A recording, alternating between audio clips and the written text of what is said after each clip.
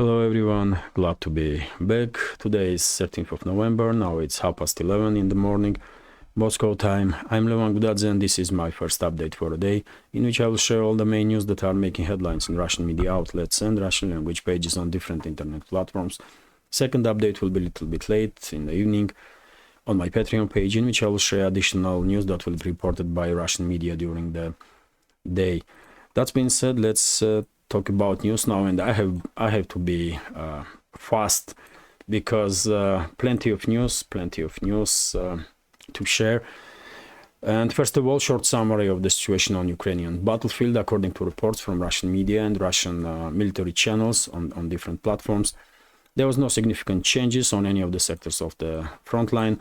Main hotspots still are in Kherson region, Krinky, settlement Krinky, where despite heavy Russian artillery and missile strikes, Ukrainian forces are continuing to hold on to some positions in this settlement, and same goes for a Ukrainian small bridgehead in Dachi area, right next to Oleshki settlement, in close vicinity from destroyed Antonovsky bridge. Kiev regime continues to send on the left bank in direction of these two footholds or small bridgeheads additional units on daily basis, without counting casualties. I guess for Kiev regime, media campaign is much more important than lives of Ukrainian soldiers, and many Ukrainian militaries do realize this, and that's why cases when Ukrainian soldiers are laid down arms and surrendering, including in Kherson region, by the way, increasing in numbers. But overall, nothing is happening in this sector of the front line that can influence situation dramatically in immediate future. When it comes to Zaporozhye and South Donetsk sectors of the front line, main axis of this so-called Ukrainian counteroffensive initiative is totally in Russian hands for quite a while now, and according to latest reports, Russian forces conducted offensive operations, local-scale offensive operations in direction of Rabotina, and managed to establish control over some bridgehead, over some stronghold that previously was held by Ukrainian forces. Overall, situation is under full Russian control, and only question remains, as I said many times before, when Russian side will encircle Ukrainian grouping of forces in Orekhov bridgehead. It seems like Ukrainian military personnel, Ukrainian units are just unable at this point, and are not even trying to conduct any more or less large-scale offensive, local-scale offensive in this area. They are completely run out of steam. When it comes to South Donetsk direction, main hotspot is of course Vremyevsky salient area, and according to some reports, Russian forces are trying to prepare ground for offensive on Staromayorskaya direction. And if Russian units will manage to establish control over the Staromayorskaya, then Ukrainian units in Urozhaina will be forced to step back in direction of Makarovka or Blagodatna, because they will be cut off from supply lines completely, or it will be extremely difficult to get any supply and support in that case. But overall, yet again, situation is quite stable, I will say. No significant changes, at least for this point, for this moment, but it seems like Russian side is quite determined to re-establish control over all these small settlements that was under Russian control before Ukrainian so-called counteroffensive began on 4th of June.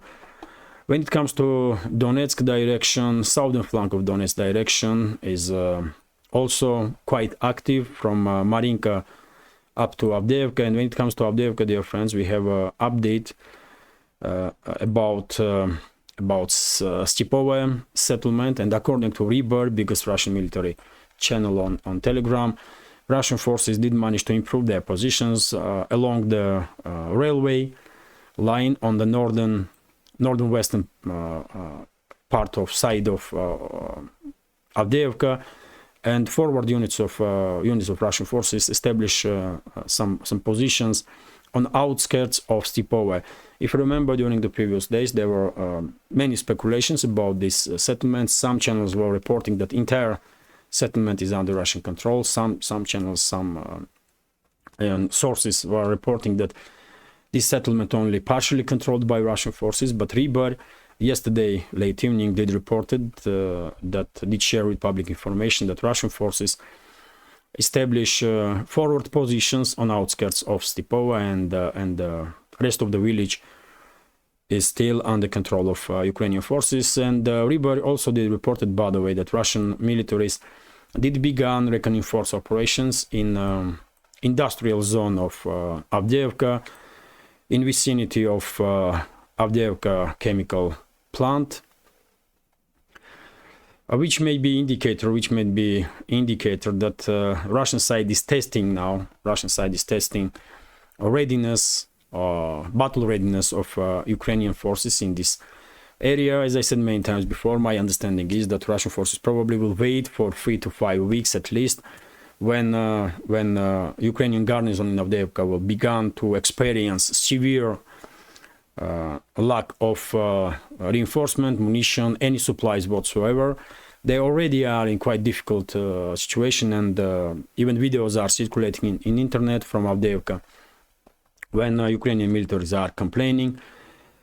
So I guess 3 to 5 weeks will be enough to demoralize Ukrainian units in this area as much as possible. Also, winter will play its role, and then probably Russian final push on Avdiivka will begin somewhere in middle of December, maybe close to January. But initiative definitely is in Russian hands, and despite attempts from Ukrainian side to regain initiative, they are failing, and Ukrainian units, as I said, are refusing to obey orders, by the way, and videos are circulating on internet.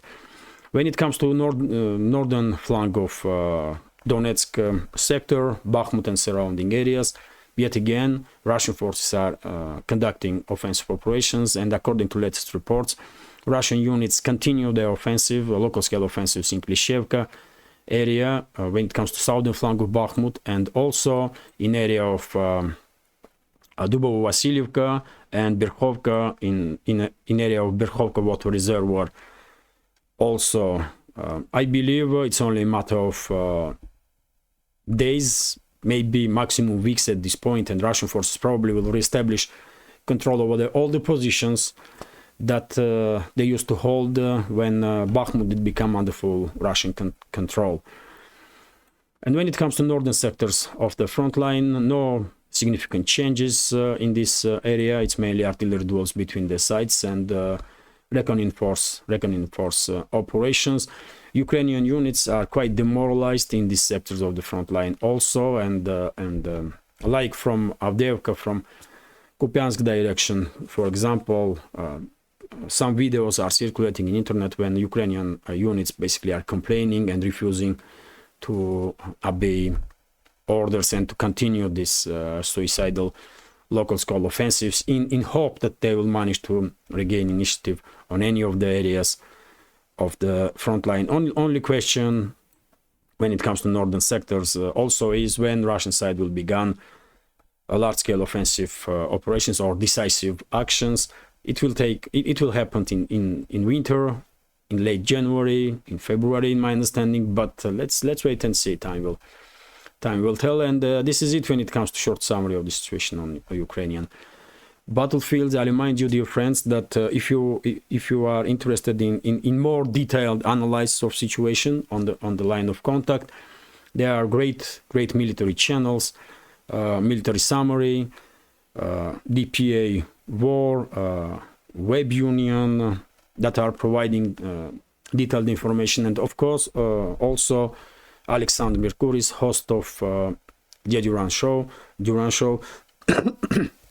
on his personal channel.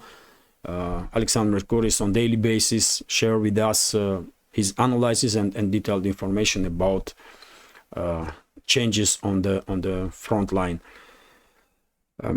my channel is about news in general, so I have to continue, because plenty of news, and I don't even know how I'm gonna manage to share all this volume of information in 45 minutes or hour, but I'm gonna try. So RIA Novosti is reporting, dear friends, that in Kherson and Kharkov region there was explosions yesterday afternoon, and the Ukrainian side did acknowledge this. For example, Roman Marochko, representative of or head of military administration of Kherson region, appointed by Zelensky's regime, did write about it on his Telegram. Russian side was conducting missile strikes on logistical and military infrastructure of Kiev regime, and quite successfully. During the day, I guess Russian Defense Ministry will share with us additional information about these strikes. Also, RIA Novosti is reporting about statements that Deputy of Russian Permanent Representative in UN, Dmitry Polyansky, did made during his speech in the United Nations, and he articulated that Ukrainian and Western propaganda is quite weak when they are articulating that Russia ever threatened Ukraine's statehood or Ukrainian people, and he said that Russia never ever threatened Ukrainian people. It's exactly the opposite. Russian side was very consistent and always emphasizing that Russia is not fighting with the Ukrainian people or Ukraine. Russia is conducting special military operation to neutralize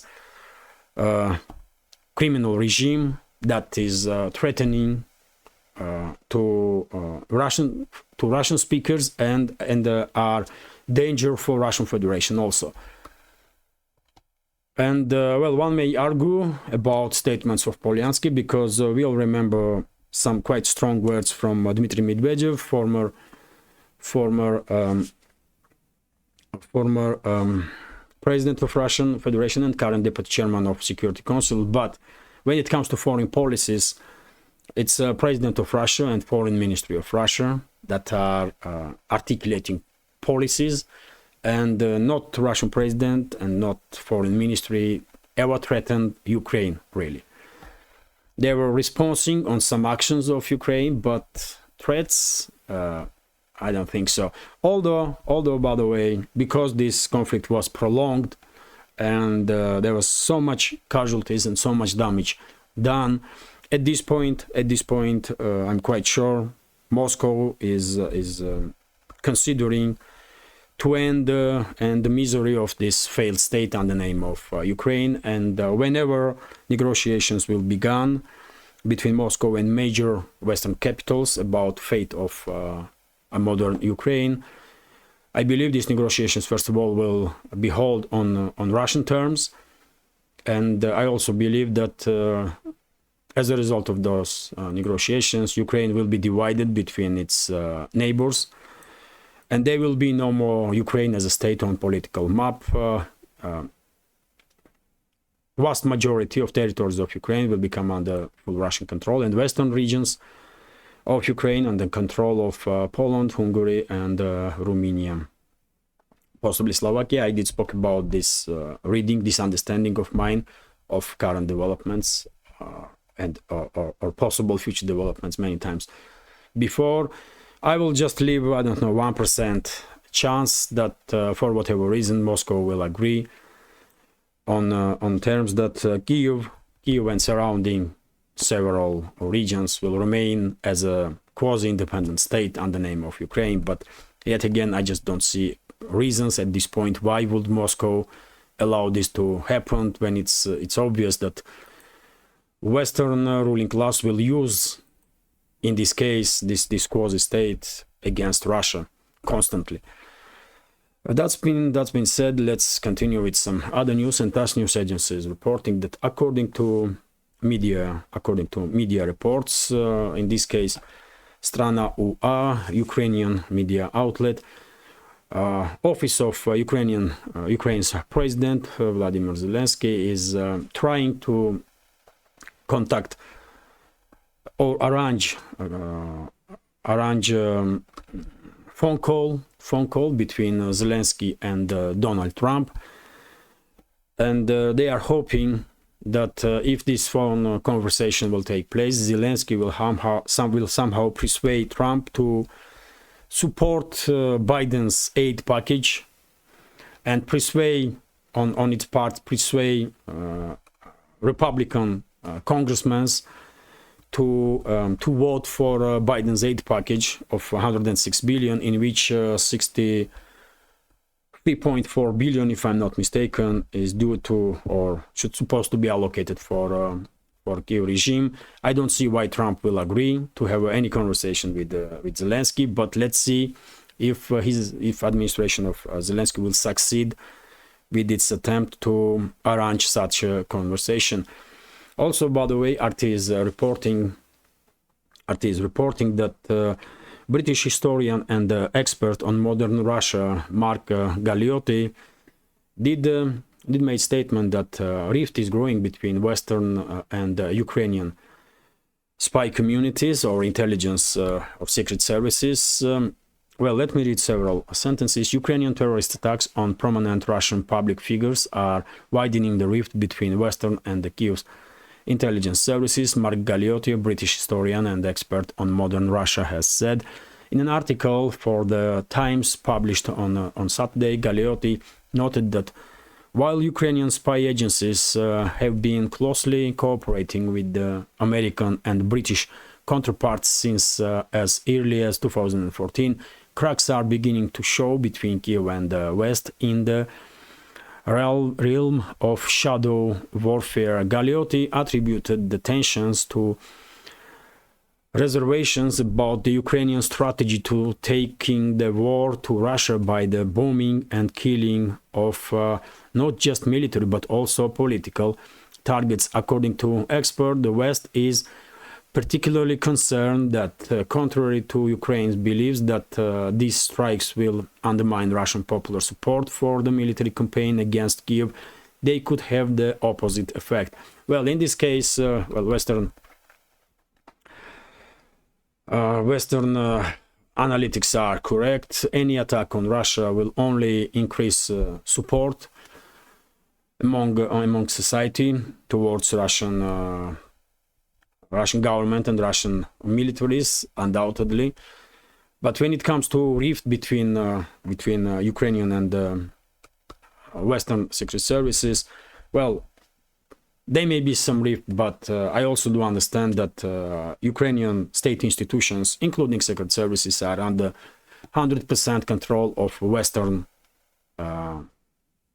ruling elites and their secret services.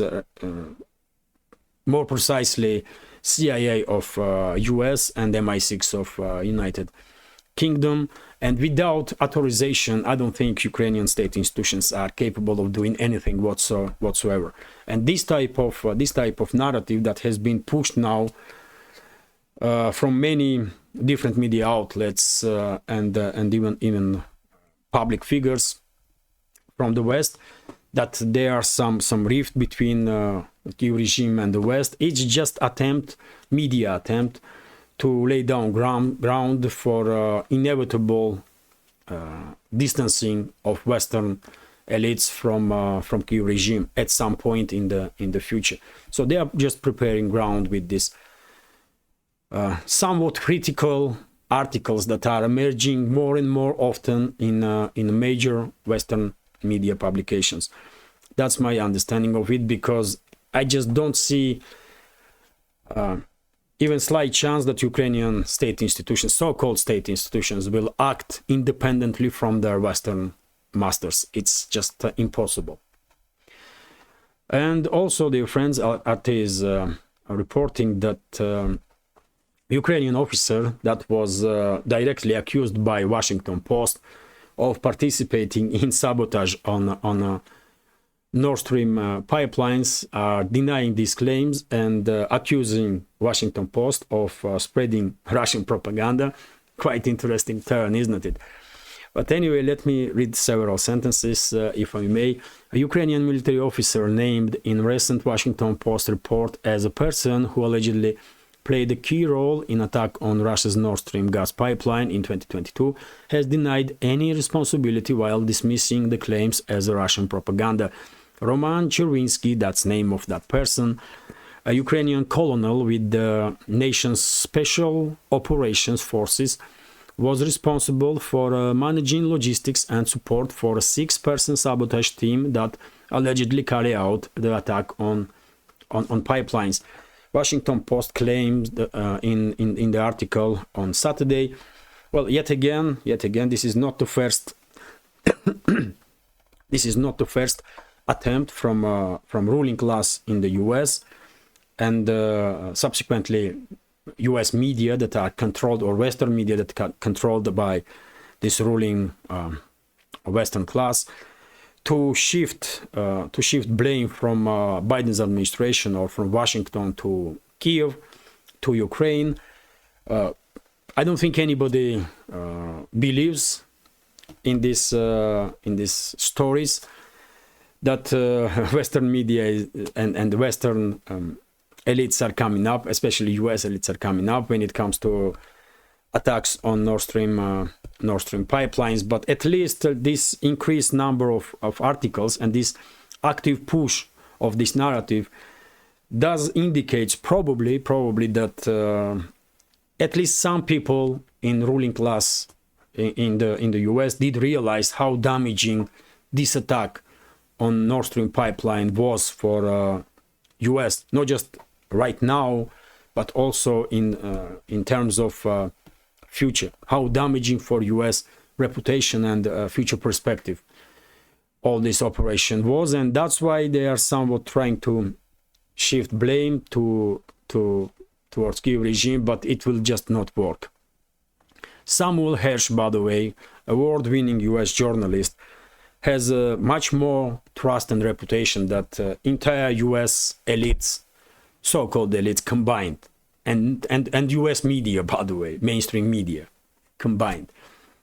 And Samuel Hersh did conduct his investigation, and we all know results of that journalistic investigation. Biden's administration authorized this act of international terrorism to be conducted on Nord Stream pipelines. That's it. And of course, Biden's administration did damage U.S. interests unbelievably, and it's hard to even imagine worse enemy for U.S. than current administration, really. Let's continue, and RT is also, by the way, reporting that, well, Zelensky may be ousted according to ex-presidential aide. So Ukrainian President Vladimir Zelensky's unwillingness to consider peace talks with Russia might lead him to be ousted.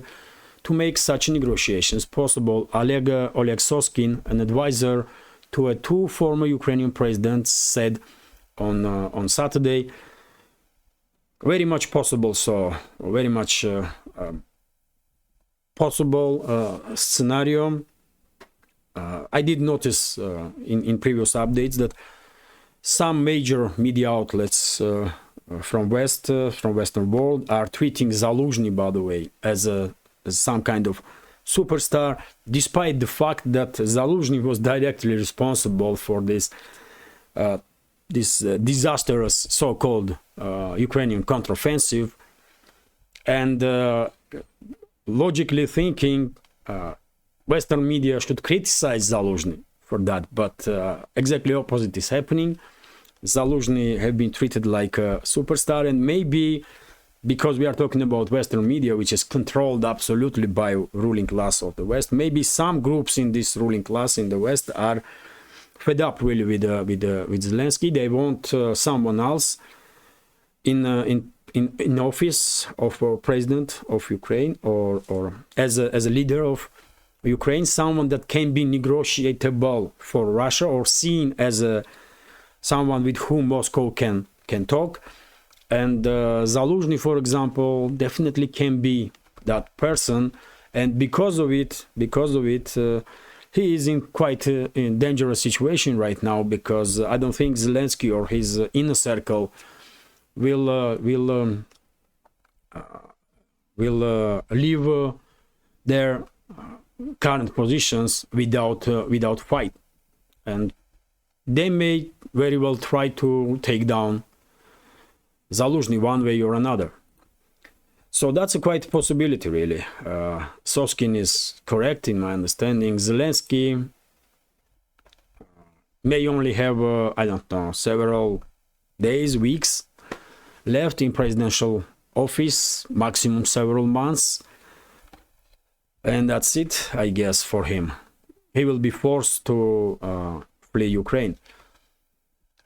Let's continue. TASS news agency is also reporting that, well, Wall Street Journal did come up also with a somewhat critical article about Kyiv regime and chances of a Kyiv regime to achieve any success whatsoever on the battlefield. And well, this time Washington Post did talk economical view on the situation, and they did point out that while Russia is in position when their Russian companies are producing dozens and dozens of different type of weapons, and Russian reserves are basically not even touched yet, Ukrainian side or Kyiv regime is basically running out of everything, and the next phase of confrontation on the front line will be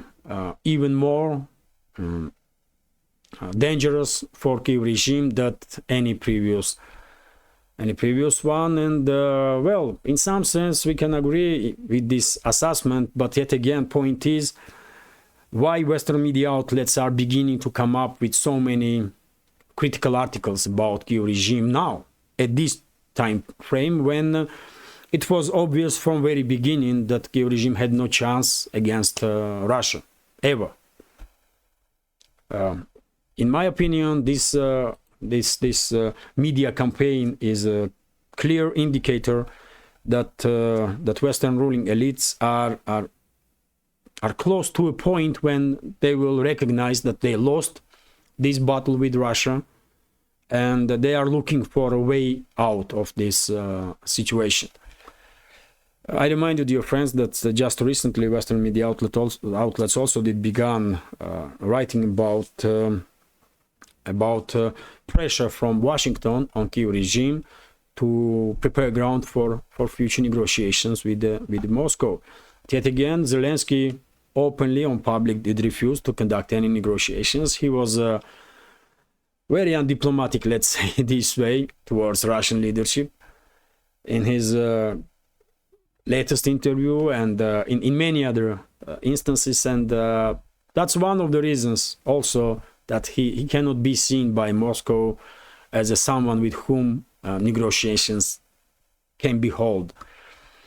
Let's continue. RIA Novosti. But when it comes to perspectives of Kyiv regime, well, they have no perspectives.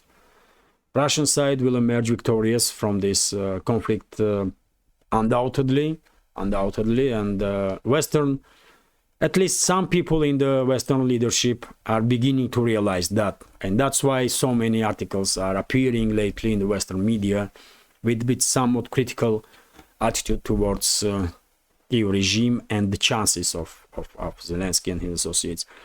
RIA Novosti is also reporting, by the way, that in several Ukrainian cities some small-scale protest actions did take place, and relatives of Ukrainian military personnel who was mobilized in February were demanding their relatives, those militaries, to be demobilized so that they will return to their homes and will have some rest. And these protest actions did take place, by the way, in Odessa, Lvov, Khmelnytsky, Zhytomyr, and Kryvyi Rog.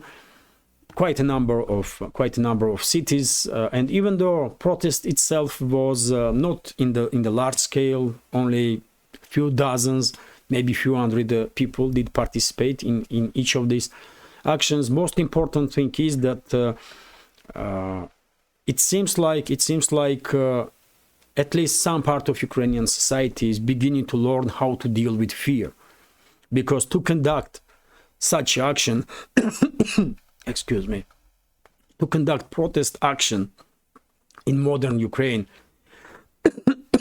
excuse me, it does take courage, by the way. And seems like Ukrainian society is beginning to excuse me, I get cold again, I guess. So Ukrainian society is beginning to deal with fear,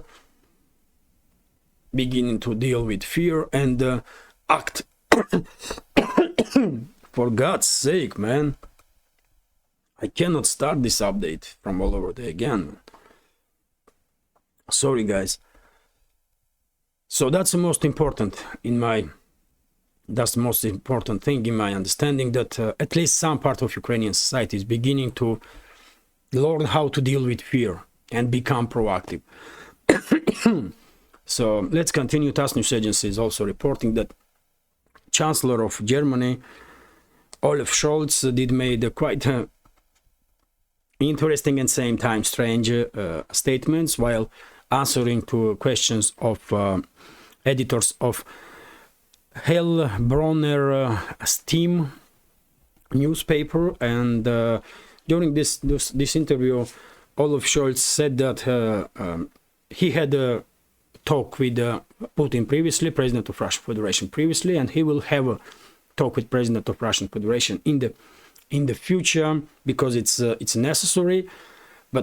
And I can understand this part of his statements. But then he did also talk about Ukraine, and he said that in order Moscow and Kiev to conduct negotiations, Russia has to withdraw its forces from Ukrainian territory. And then in this part, well, when I read this part, I did realize that Scholz is definitely out of touch with reality, by the way. And there is no point for Moscow to have any conversation with this individual whatsoever, because for Russia, Crimea, Donetsk People's Republic, Lugansk People's Republic, Zaporozhye and Kherson regions are part of Russia, and Moscow cannot withdraw its forces from its own territory.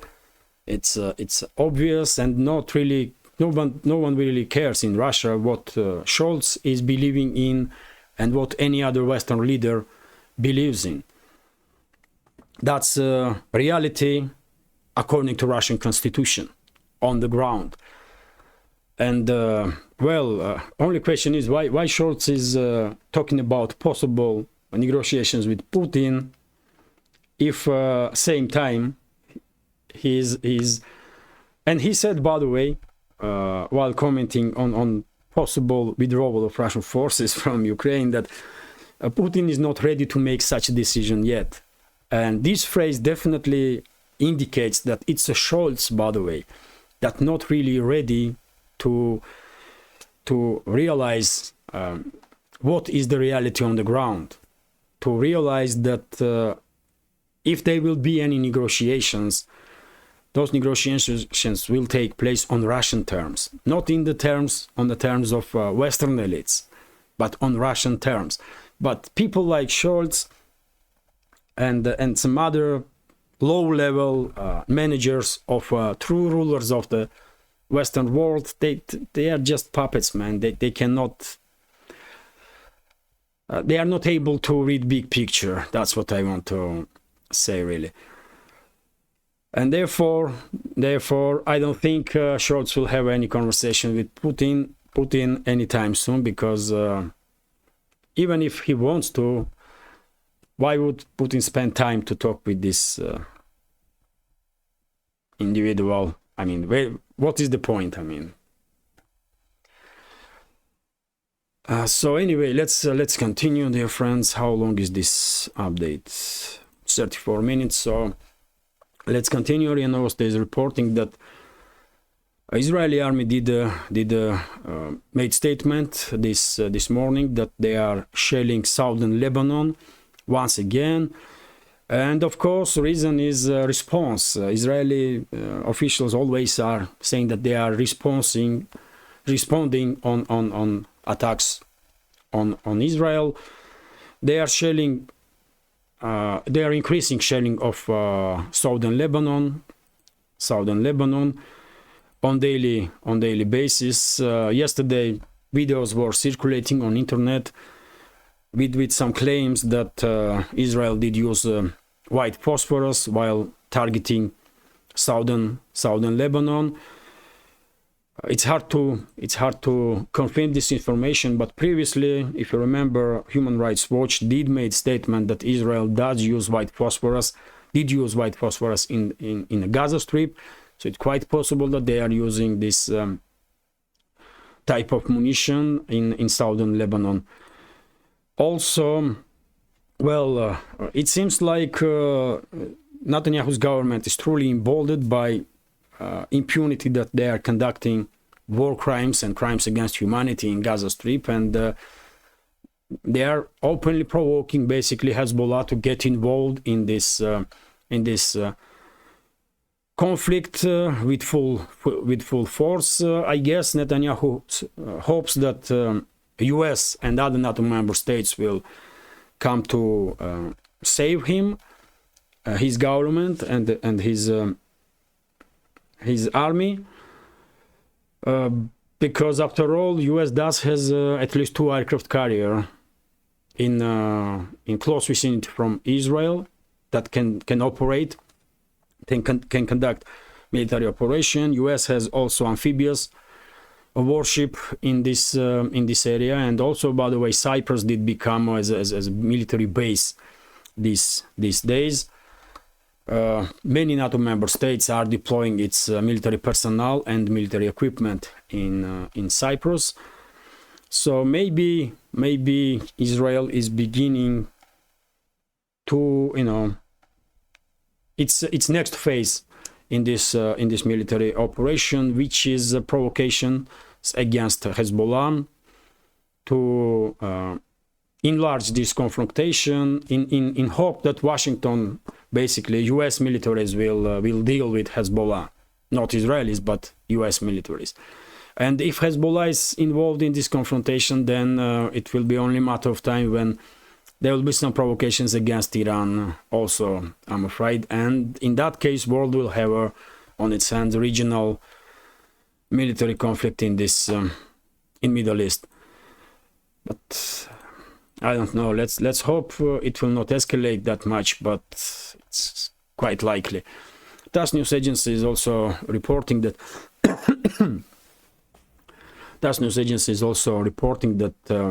Netanyahu did made statements during his interview with CNN, and he said that the Israeli government and Israeli militaries are doing everything possible to minimize casualties among civilians in the Gaza Strip. It's up to you, dear friends, if you will believe any word that comes out from this individual. From Netanyahu, I definitely don't believe anything he says. Absolutely. Netanyahu's government is committing war crimes and crimes against humanity in Gaza Strip, and I don't think they are even trying to minimize casualties. I mean, they are bombing and destroying entire neighborhoods, what we are talking about. And then justifying this, that some terrorists may be or may not were in that area. I mean, it's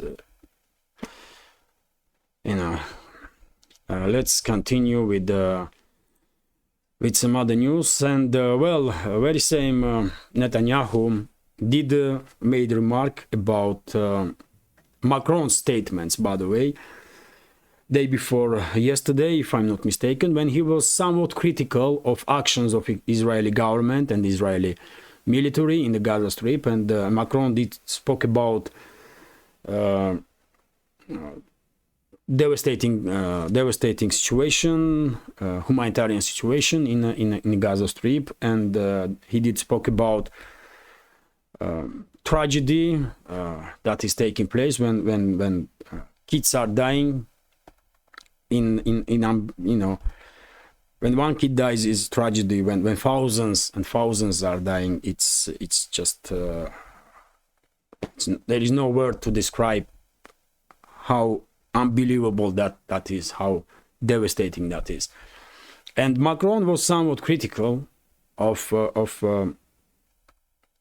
actions of Israeli government and militaries, and he was calling to minimize casualties among civilians. And well, leadership of Israel, modern Israel, did not like it at all, these statements from Macron, and Netanyahu responded, by the way. And basically he said that Macron did made moral mistake.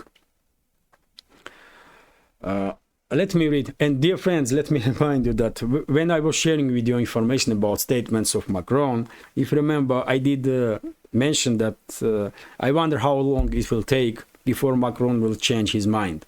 Because that's what he does, man. You cannot take Macron seriously, isn't it? He can have one opinion today and opposite opinion tomorrow. He demonstrated many times before. And well, after criticism from Israel, and let me read several sentences from statements of Netanyahu in this regard. So Israeli Prime Minister Benjamin Netanyahu has urged Western leaders not to bow to pressure from those calling for a ceasefire in Gaza, saying that French President Emmanuel Macron made a mistake by calling for the IDF to stop bombing civilians in Palestinian enclave. During the press conference on Saturday, Netanyahu said that Israel was truly doing everything to minimize harm to civilians, but would not give Hamas license to murder its citizens without a response, according to the Times of Israel. When, well, Netanyahu's government is still trying to justify their atrocities that they're committing with atrocities that was committed by Hamas. And this is not working, by the way. World is quite clear, at least majority of humanity on this planet is quite clear that one atrocity do not justify another. And we did see these massive demonstrations, very strong statements worldwide. Only Western states, by the way, only Western states that are, you know, unable to be critical really about actions of Netanyahu's government and say exactly that one atrocity do not justify another.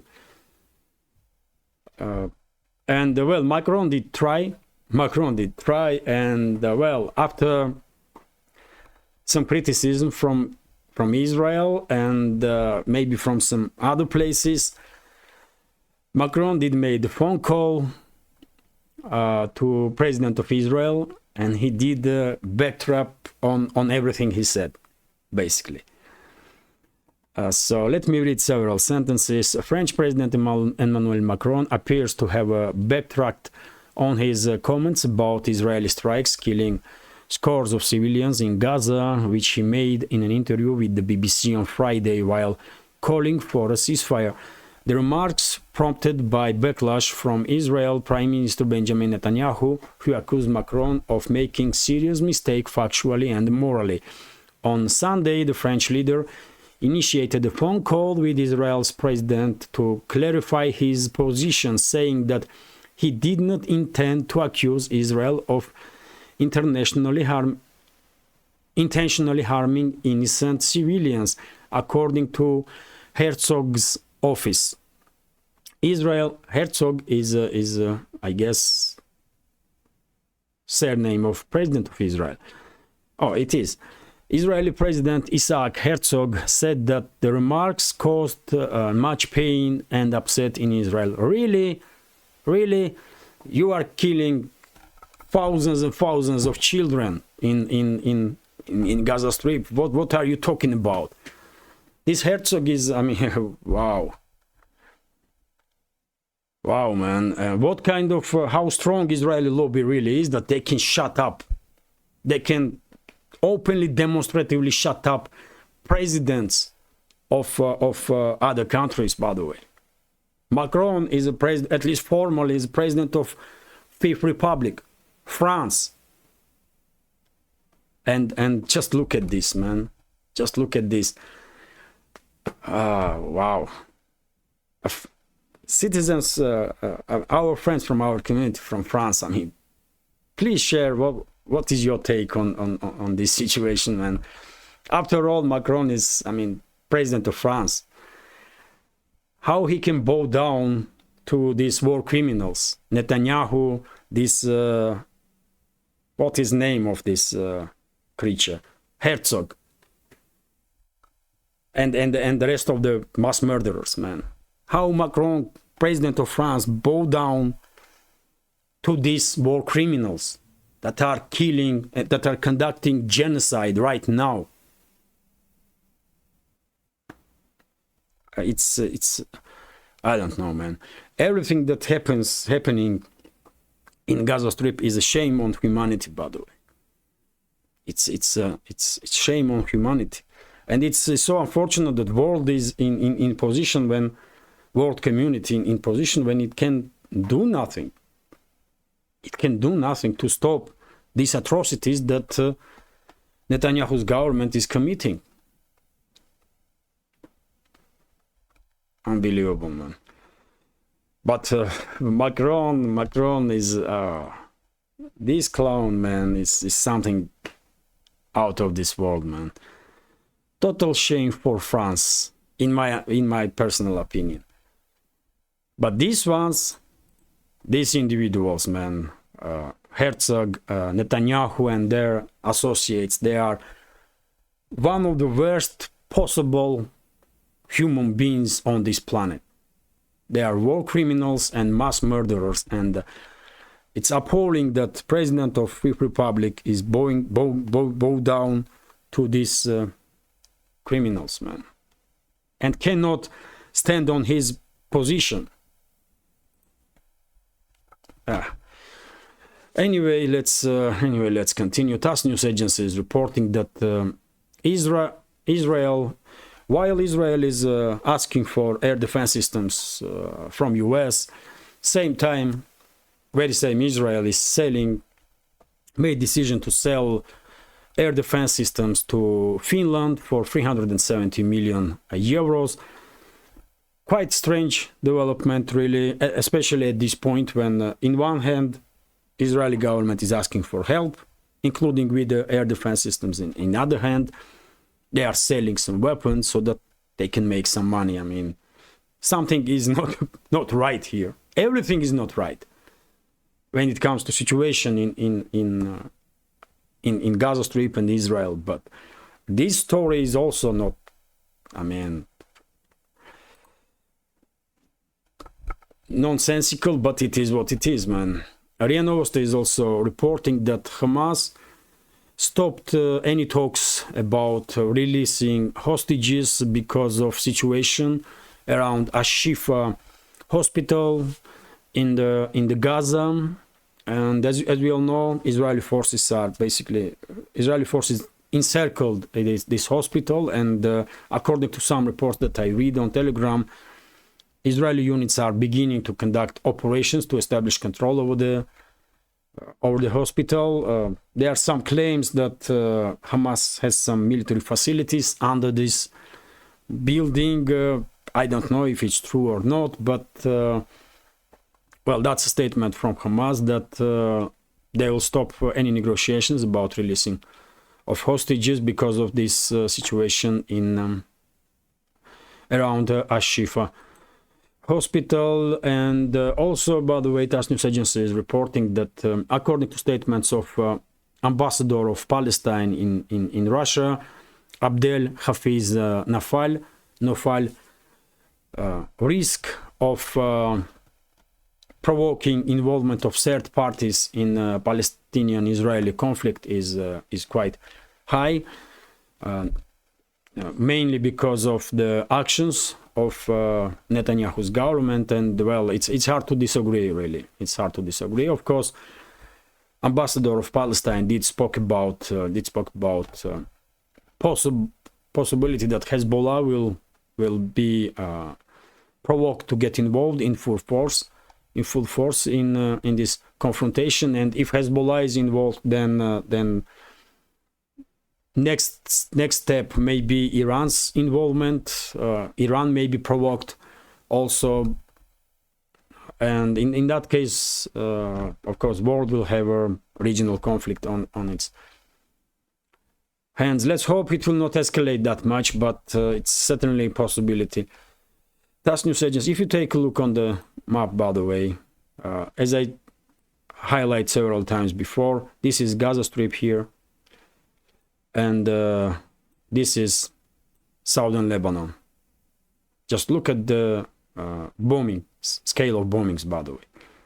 So if this is not a provocation from Israeli side to somehow provoke Hezbollah to get involved in full force in this conflict, then I don't know what this is, really.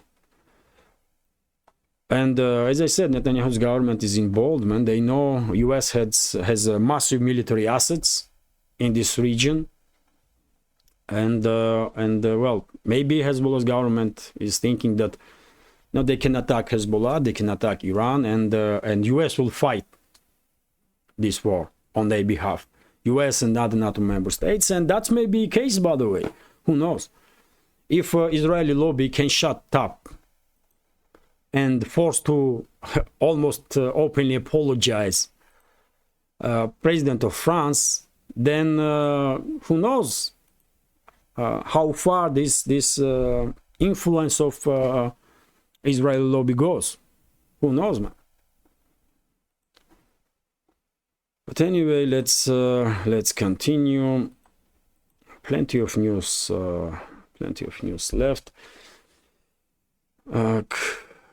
Well, TASS News Agency is reporting that, well, according to statements from head of UN, Anthony Guterres,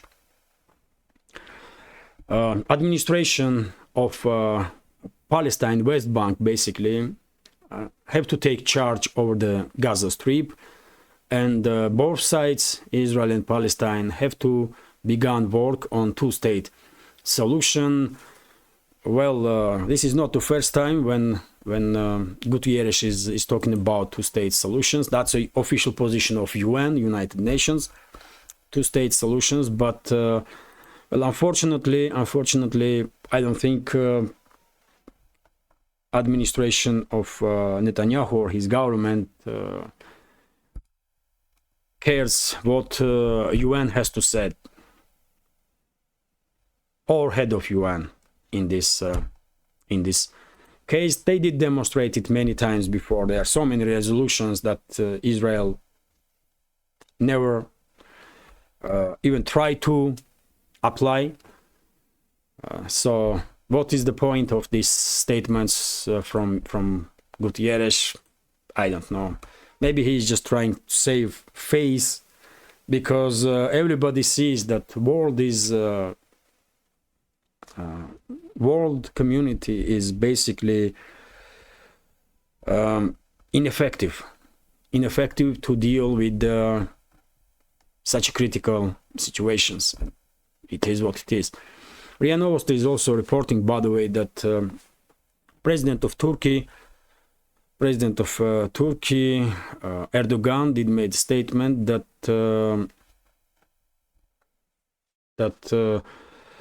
President of Iran, Ebrahim Raisi, will visit Turkey on 28th of November. Well, lately, last decade at least, relationships between Turkey and Iran did improve quite significantly. And in this case, when there is escalation on the Middle East between Palestine and Israel, this visit, of course, has significant importance. After all, it quite may be that if Israel will pursue with its plans to force residents of Gaza Strip out of region, it may well be that regional countries will unite to fight back. I'm not quite sure that they are in strong enough position, or they have enough political will. After all, we should always remember that Israel is nuclear power and has a backing of other nuclear powers. First of all, U.S. and United Kingdom, and also France. As we can say, Israeli lobby can force President of France to, act as a clown, openly, demonstratively. So they have quite influence over the French leadership also. And well, even though risk of huge escalation in the Middle East is quite high, well, all we can now is just to hope that somehow, by some miracle, this situation will begin de-escalating. Because regional war, by the way, will definitely devastate not just Middle East but entire world. That's for sure. And this possible visit or announced visit of Ebrahim Raisi with Turkey, of course, during that visit, main topic will be this confrontation between Israel and Palestine. And also, by the way, Turkish government denied claims that some media outlets make that Turkey is receiving some weapons from Syria. Very strange story that Turkey, for whatever reason, needs some weapons from Syria, but that's what some media outlets were sharing on different media platforms. And well, eventually Ankara was forced to come out and deny these claims. I don't really see what kind of weapons Syria may have that Turkey will interested in. I mean, I don't know. Anyway, let's continue. RIA Novosti is reporting that according to media, by the way, in this case, Lebanese Al Mayadeen TV network, U.S. military base Koniko in Syria did become under fire again. And according to this TV outlet, several Ukrainian military personnel died as a result of those strikes. At least for this moment, there was no statements from Pentagon about this incident, but what we know about Pentagon's reactions is that US yet again conducted strikes on Syria, by the way. This night, US did conducted strikes on Syria once again, and the two targets in Syria were destroyed, and those targets, according to Pentagon, was used by guards of Islamic Revolution, Iranian forces, and forces that are affiliated with them. Let's continue, and this is quite interesting news, by the way. RIA Novosti is reporting, and when it comes to previous topic, by the way, I don't think these US strikes will stop anybody, really. And attacks on US bases probably will continue, and best Washington can do now is to remove its military personnel from Syria and even from Iraq.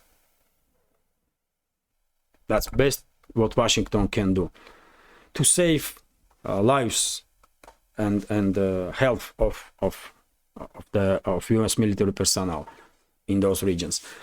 Also, by the way, RIA Novosti is reporting that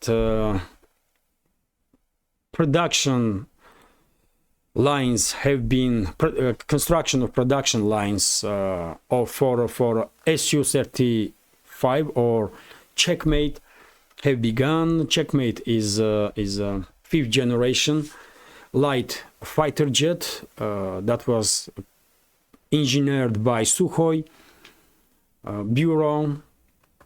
Probably many of you are familiar with this silhouette, and well, according to reports, first testing planes will be ready for before end of 2025.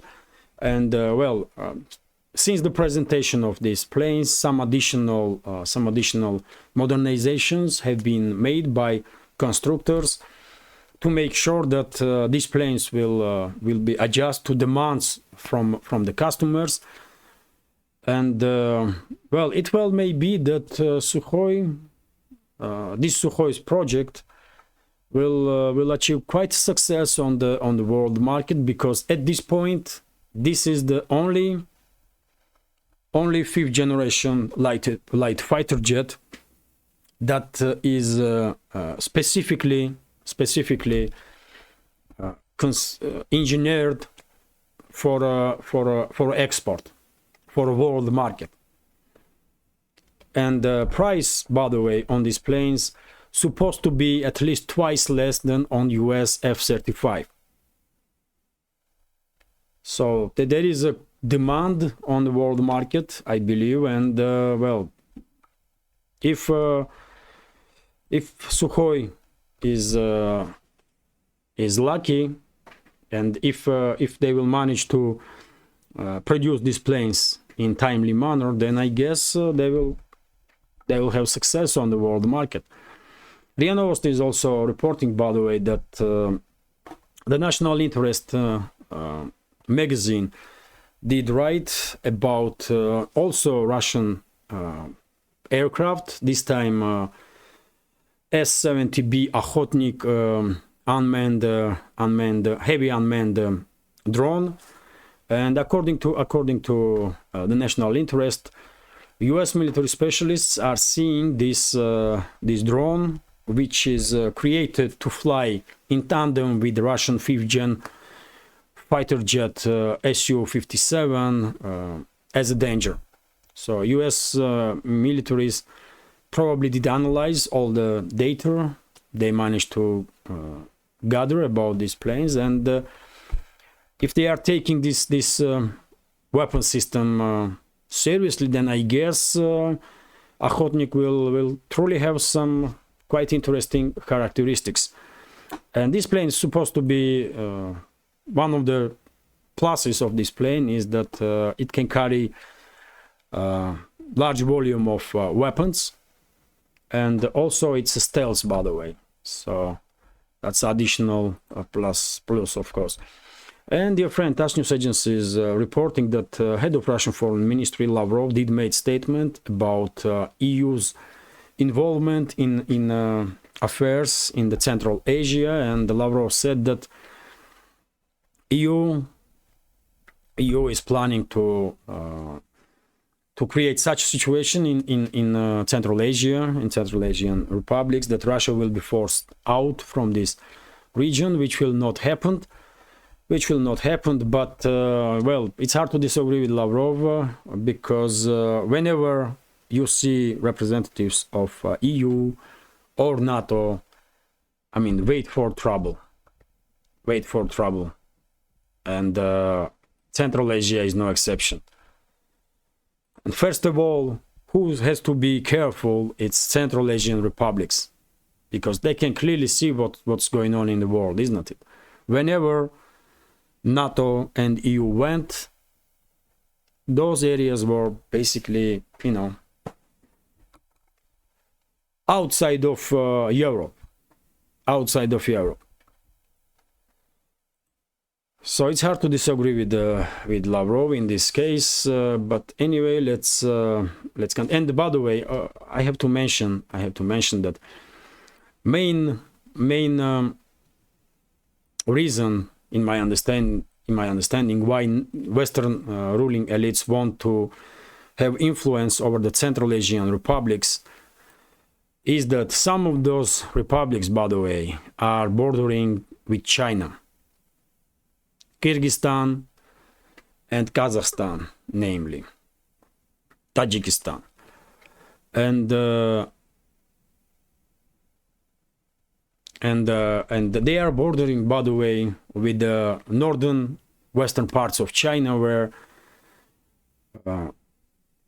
ethnic minorities are compactly living, Uyghurs among them, many other ethnic minorities, and these minorities are majority Muslim. And in my understanding, Western so-called elites, Western ruling class wants to have influence over the Central Asian republics, at some point maybe even to destabilize them so that they can use territories of these republics as a somewhat as a ramp to send some extremist forces inside these Chinese regions to destabilize entire northern western part of China.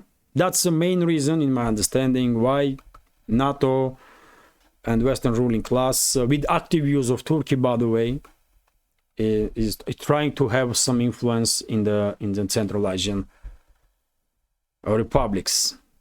It's a fight between West and China, and that's one more reason why Central Asian republics should be extremely careful in their relationships with the Western leaders. Anyway, let's continue. And well, RT is reporting that US credit card debt hits historic high according to data. So let me read several sentences from this article. US credit card debt continued to surge in July-September this year, marking the 8th consecutive quarter of year-on-year increases, economists at the New York Federal Reserve Bank said in a report this week. According to their calculations, credit card balance increased by 48 billion, 4.7% from the previous 3 months, and by 154 billion on an annual basis, the highest increase since records began in 1999. This brought the total outstanding credit card debt to a new record high of 1.8 trillion. Well, although 1.8 trillion sounds huge, we should remember that the US itself has a debt for how much? 33 trillion at this point. And according to some forecast, in next 10 hours, US debt will reach 50 trillion or even more. So 1.808 trillion credit card debt on, if you take into account the entire US population, maybe not that big of a number, although there's some additional information, and that additional information makes situation a little bit more fragile, I guess, in the US. So according to the calculation, credit card balance increased by 40. Oh, I did read this already. So meanwhile, mortgage balance, by the way, also surged to 12.14 trillion, while student loans and auto loans balances rose to 1.6 trillion each. Total household debt grew by 228 billion during the reporting period, largely due to credit cards and the student loans, and reached 17.29 trillion. So overall household debt in the US is 17.29 trillion, by the way. And this number is, well, this number is significantly more than 1.08 trillion. Household debt is 17 trillion. US itself has a debt of 33 trillion at this point. Wow. One may wonder how long this may continue, man. I don't know. I'm not economist. I have no idea how long the US can withstand such a pressure. But you know, at some point, probably US and also society, if these numbers will inflate in volume, will probably reach a point when they will be unable to serve debt, and then what happens is bankruptcy, or in case of state, default, which is usually devastating stuff for any country. But anyway, let's continue. RT is also reporting that BRICS overtaking G7 in economic might. This was reported by Bloomberg. So rapid rise of BRICS is transforming the global economy, with the group's share of world GDP in terms of purchasing power parity set to rise well beyond of the group of 7 major advanced economies. Bloomberg reported this this week. Well, nothing surprising here really. BRICS Plus will definitely become a major economical power in the world, and at some point we will probably have 2 economical model systems simultaneously in this world. There will be Western world with its economical model, financial system, and so on, and there will be rest of the world with its own alternatives, and probably there will be some cross some bilateral systems between these 2 worlds, or crossroad systems between these 2 worlds. But even International Monetary Fund did recognize that risks that world economy will be divided in 2 is quite high. So probably that's the way that world economy is heading at this point. And also TASS news agency is reporting, by the way, that in United Arab Emirates, Russian Aurus Senat cars will be built, and production already begun. Aurus Senat is a sedan class luxury or high-end class cars, and in short period of time, Aurus Commandant will also be produced in United Arab Emirates, also one of the models of Aurus brand. And this brand is, by the way, Russian. Probably many of you knew about it. Russian president has limousines or cars from not just limousines, not just sedans, but also 4x4 vehicles, off-roads from Aurus. They look quite okay, really, those cars. They look quite okay, but I guess prices on these cars are also quite stunting. So it's definitely not for us, not for ordinary humans, just for, I don't know, multimillionaires, multi-billionaires, and so on. But it's good for economy. It's good for economy that one more Russian brand is achieving success internationally. Great news. RT, by the way, is also reporting that Russian businesses are reaping benefits from Western exodus, and this is also was reported by Bloomberg. So multinational companies have sold assets worth over 21 billion while they were leaving Russia, by the way, in last, let's say, 2 years. And these Western brands were basically forced, because it was a kind of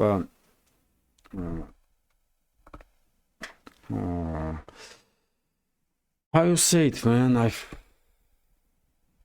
Because it was emergency kind of situation. They were forced to leave Russia immediately by Western sanctions. They were forced to, sell their assets in cheaper prices. In some cases, for symbolic prices, just to leave Russia, just to flee Russia, so that they will not become under Western sanctions or additional Western pressure. And as a result of it, Russian businesses, of course, did benefit tremendously, because they buy all these Western assets for significantly lower prices that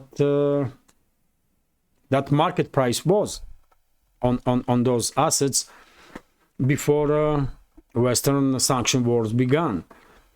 And well, Bloomberg is absolutely correct, and those Western companies may lose in Russia, but it's not because of Russia, but because of decisions of Western so-called elites. And if they are angry on anybody, they should be angry on their own governments. And this is gonna be last news for today's first update. Very important news, dear friends. Very important news, which is about Ded Moroz. Ded Moroz is Santa Claus. In Russia, name is Ded Moroz. So, according to RIA Novosti's report, train of Ded Moroz, or Russian Santa Claus, began its journey from Veliki Ustyug, where Russian Ded Moroz lives, to all over the Russia. So a train of Ded Moroz will travel 32,000 kilometers, by the way, and will stop in 80 cities all around Russia. And this information was shared with public by Russian railway company on the Telegram page. So great news, great news. Ded Moroz is on its way to 80 Russian cities. So that means that New Year is coming. New Year is coming, which is also great. So this is it, by the way. This is it for now. Let's see how long is this video. Hour and well, 17 minutes. Okay, I did try, dear friends, to talk and read as fast as I possibly can, but the update is still quite long. Sorry about that, but hopefully you will find this update interesting. Dear friends, I can see my face now on monitor, and I do look tired because I had not sleep. I did not sleep last night. I could not. So I apologize for my look also. But anyway, hopefully you will find this update interesting, and if so, please click that like button and leave some commentary on any topic you like. More likes and comments probably will help me to reach wider audience. And for very same reason, if you can, please share links to my videos or my channel with your friends on any of the platforms that you are active on. And finally, if you think this project with several channels on YouTube, Rumble and Telegram are useful, interesting, informative, and deserves to exist in this field of news and political commentary, please consider to support my work with small donations through PayPal, Buy Me a Coffee, or by subscribing to my Patreon page. You will see links under this video in the description box or in the pinned comment. This is it for now. Have a great day and take care.